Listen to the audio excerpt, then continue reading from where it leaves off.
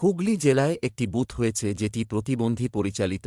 চুঁচুড়া বিধানসভার কেওটা সাহাগঞ্জ এলাকার একটি প্রতিবন্ধী কল্যাণ কেন্দ্রে হয়েছে দুটি বুথ, যার মধ্যে 210 নম্বর বুথটির দায়িত্বে রয়েছেন প্রতিবন্ধীরা। যে ভোট কর্মীরা ভোট নিচ্ছেন তারা সকলেই প্রতিবন্ধী, কারোর হাতের কবজি নেই তো কারোর পায়ে সমস্যা।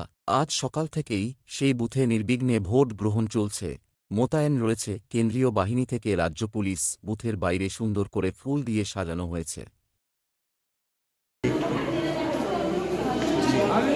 আপনি একটু ভেতরে যান, পিসিআই মনিটর করছে কিন্তু আমি এতক্ষণ বাইরে থাকছি মনিটর হচ্ছে।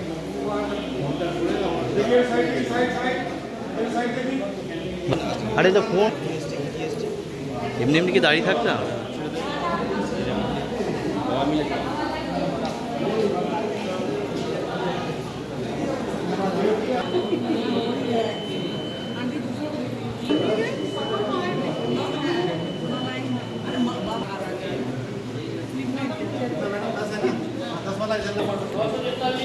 आप लोग एक एक करके जाइए, नहीं तो पूरा कोई दिक्कत होती है।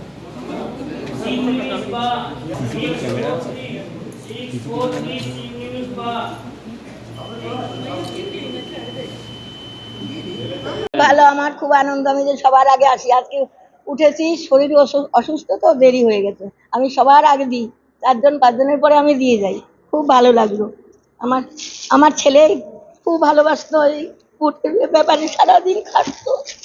আমার বড় ছেলে মারা গেছে, দুই ছেলে ছিল আমার।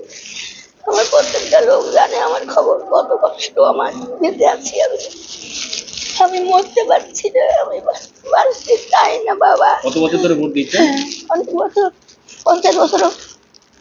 বয়স কত আপনার? 50 না হলেও 40-45 তো হবেই।